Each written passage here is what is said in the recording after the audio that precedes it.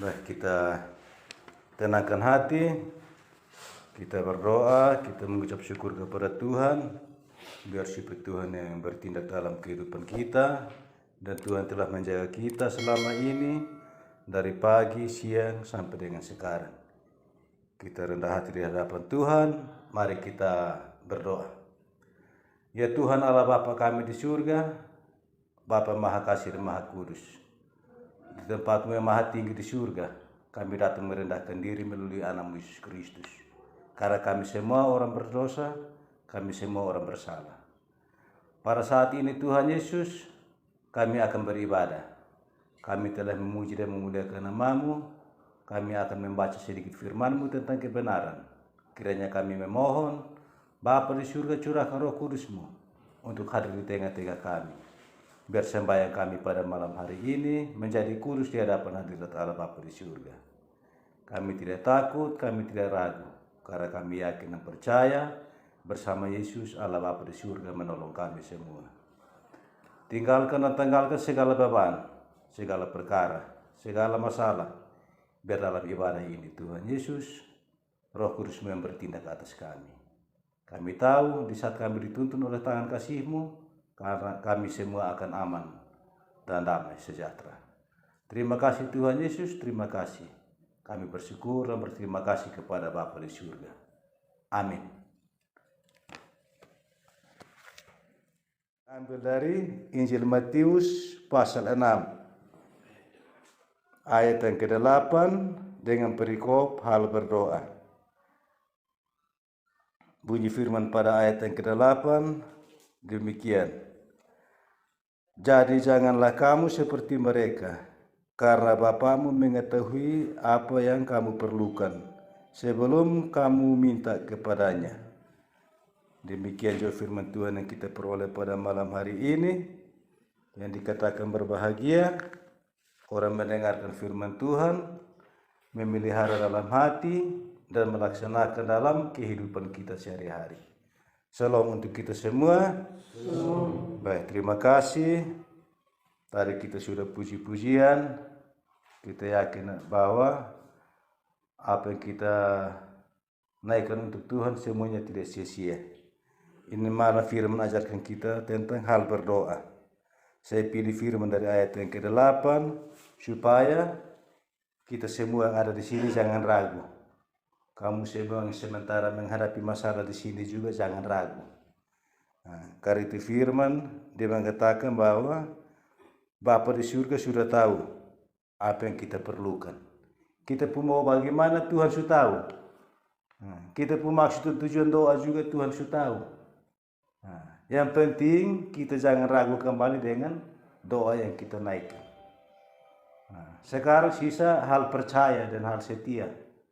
Kita mau setia dengan Tuhan Allah, kau tidak. Kita mau setia kepada Tuhan Yesus, kau tidak. Kalau kita mau setia, berarti kita harus menanggalkan perbuatan lama. Kita harus berubah dari sekarang sudah. Kita harus berubah. Sesuai dengan persoalan masing-masing, kita harus sampaikan kepada Tuhan. Tuhan, kalau sepanjang hidup saya punya masalah begini terus, nanti bagaimana? Saya minta supaya Tuhan tuntun saya tubuh, Tuhan tuntun saya roh, biar apa saya lakukan bisa sesuai dengan kehendak Bapa di surga. Kita harus selalu meminta. Tugas kita sebagai manusia, tugas kita percaya kepada Tuhan Yesus adalah apa? Meminta, meminta dan meminta terus. Tapi sebelum meminta, kita harus yakin dan percaya. Kepada siapa kita harus meminta? Kita percaya dengan Tuhan, kita minta kepada Tuhan Yesus. Tapi kita tidak percaya Tuhan Yesus bagaimana? Kita minta kepada Tuhan Allah, tapi kita tidak percaya kepada Tuhan Allah bagaimana? Sedangkan kita semua kenal Tuhan Yesus sejak kita tahu membaca, sejak kita tahu menulis, sejak kita bisa mendengar, kita sudah tahu Tuhan Allah itu siapa, kita sudah tahu Tuhan Yesus itu siapa, kita sudah tahu Roh Kudus itu siapa. Jadi kita jangan melupakan Tuhan. Ingat, kita harus jalin hubungan baik kita dengan Tuhan. Selama ini tidak jalin hubungan baik dengan Tuhan, saat sekarang ini saat untuk kita jalin hubungan baik. Selama ini kita di luar tidak pernah sembahyang, saat sekarang ditahan di sini kita sembahyang. Saat di luar kita tidak pernah baca Alkitab, saat di sini kita mulai belajar untuk baca Alkitab. Saat di luar kita malas ke gereja, kita malas untuk sembahyang di lingkungan, kita malas untuk sembahyang di rumah tangga. Saat di sini kita belajar untuk ibadah supaya sembahyang sama-sama. Ini tempat untuk membangun iman kita kembali. Jikalau dulu kita melupakan Tuhan, kita hanya kenal Tuhan tapi kita tidak ikuti perintah Tuhan, sekarang ini saatnya kita kenal Tuhan dan ikuti perintah Tuhan. Ingat, namanya hidup semua orang ini orang berdosa. Tidak ada satupun di hadapan Tuhan orang benar. Tapi kita harus berusaha untuk melakukan hal yang baik. Berusaha untuk melakukan hal yang benar. Nah, ingat, kita tidak boleh kalah dengan keadaan. Dan sampai karena kita sudah di tempat, kita merasa bahwa kita diasingkan. Kita merasa bahwa kenapa Tuhan tinggalkan saya. Kita merasa bahwa kenapa Tuhan Yesus juga tinggalkan saya. Kita merasa juga bahwa kenapa Roh Kudus juga tidak menghibur saya. Kita jangan berpikir tentang hal itu. Kita harus berpikir di mana saya berada, di situ Tuhan Yesus hadir. Di mana saya berada, di situ Tuhan Allah hadir. Di mana saya ada, di situ Roh Kudus hadir sama-sama. Nah, jadi kita jangan patah semangat yang keadaan dalam sini. Nah, kita harus tahu apa yang kita hadapi ini sesuai dengan kemampuan kita. Kita jangan salahkan Tuhan. Tuhan kenapa Tuhan kasih ini masalah? Jangan. Nah, ya kita dapat masalah ini bukan karena roh punya mau. Bukan kemauan roh. Ingat yang kita dapat masalah. Bukan kemauan roh, tapi kemauan tubuh. Kita pun tubuh ini bikin kita bermasalah.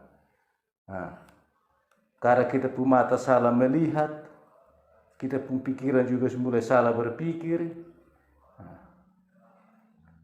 jadi kita dapat masalah, ingat baik-baik. Kita jangan salahkan Tuhan. Nah, kita dapat masalah karena kemauan tubuh kita berlebihan. Keinginan tubuh kita berlebihan. Ingat. Kita minta di Tuhan sudah. Tuhan tuntun mata saya supaya saya bisa melihat dengan benar. Tuntun telinga saya supaya saya bisa mendengar dengan benar. Tuntun otak saya supaya saya bisa berpikir dengan benar. Tuntun hati saya supaya apa saya perbuat bisa berkenan di hadapan Tuhan, bisa berkenan di hadapan sesama. Sampaikan kepada Tuhan begitu, ingat. Nah, dia kunci jangan berputus asa di ini tempat. Kalau kamu berputus asa, berarti kemauan tubuhnya makin meningkat. Nah, tapi kamu syukuri dengan apa yang terjadi saat ini, berarti kemauan rohnya yang meningkat. Ingat itu. Kalau putus asa, berarti kemauan tubuh masih melekat dalam kita pun diri. Tapi kalau kita hadapi dengan syukuri, hadapi dengan bersyukur, berarti kemauan roh kita yang meningkat. Nah, jadi manfaatkan waktu yang ada di sini, manfaatkan waktu yang tempat yang ada di sini untuk berdoa. Manfaatkan ini tempat untuk baca Alkitab. Manfaatkan ini tempat untuk kita menyanyi lagu rohani. Manfaatkan ini tempat untuk kita beribadah. Karena di Alkitab sudah berpesan, di mana 2-3 orang berkumpul menyebut nama Tuhan, maka Tuhan akan hadir di tengah-tengah kita. Kalau sudah ada firman begini, kenapa kita ragu dengan ini firman? Mestinya kita orang Kristen semakin yakin dan semakin percaya.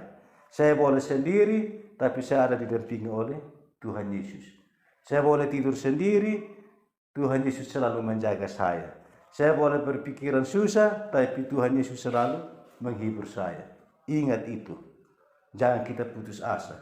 Yang masalah berlalu, biar berlalu.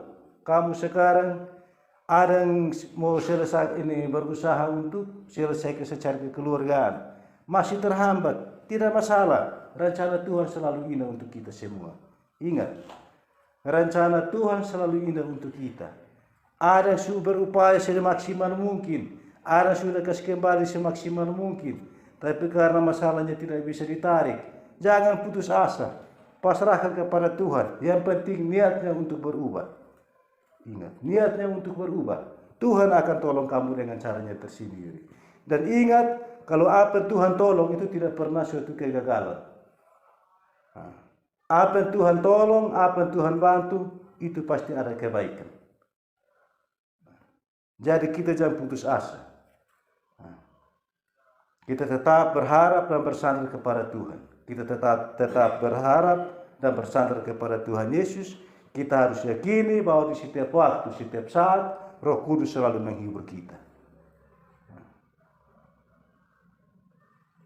Jadi tugasnya di sini sekarang ingat, yang pertama, tekun dalam doa. Yang kedua, minta hikmat dan pengetahuan dari Tuhan untuk membaca Alkitab. Yang ketiga, rajin ibadah bersama. Yang keempat, kita menghibur diri dengan menyanyi lagu rohani. Kalau kita melakukan ini 4 hal, suatu saat kita bebas, kita lakukan tambah hal kasih, yakin dan percaya Tuhan akan bertindak atas hidup kita. Yang lalu biarlah yang berlalu, hari ini akan kita lalui, besok suatu tantangan. Jadi tetap besok kita andalkan Tuhan karena kita tidak tahu apa yang terjadi hari esok. Besok tetap kita andalkan Tuhan untuk hadapi masalah yang ada masing-masing. Jadi saya ingatkan kamu semua di sini, saling menguatkan dalam iman, saling menguatkan dalam doa. Ada yang duduk di sini dalam kesendirian, panggil, kita sama-sama menghibur. Ada yang dalam keadaan pikiran, panggil. Kenapa pikiran? Kalau dia tanya bahwa saya pikiran karena saya ada masalah, segera menghibur dia. Daripada lu pikiran, lebih baik kita berdoa. Daripada lu pikiran, lebih baik kita puji Tuhan. Itu caranya sebagai orang Kristen. Kita saling menolong dalam segala hal. Dalam hal makanan juga begitu. Walaupun makanan sedikit, tapi kalau minta di Tuhan untuk Tuhan berkati, yakin itu makanan akan memberikan. Itu makanan akan mengenyangkan kita. Itu makanan akan buat kita lebih kenyang. Keadaan serba terbatas di sini juga minta kepada Tuhan. Minta dalam iman. Biar segala kekurangan yang kita miliki di sini, Tuhan lengkapi dengan caranya tersendiri. Kita harus yakin dan percaya. Apalagi kita sudah mengenal Tuhan sejak kita kecil. Kita sudah mengenal Tuhan sejak kita dalam kandungan.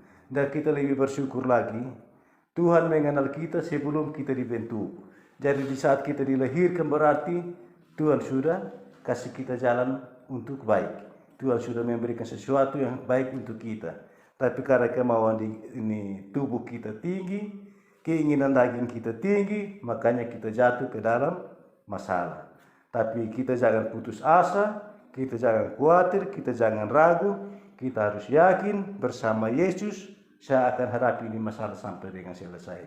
Bersama Yesus, saya akan mengalami perubahan. Bersama Yesus, saya akan kuat dalam kehidupan. Mungkin ini firman yang saya bawa ini malam. Kiranya ini firman dapat bermanfaat bagi kita semua dan dapat kita laksanakan dalam kehidupan kita sehari-hari. Amin.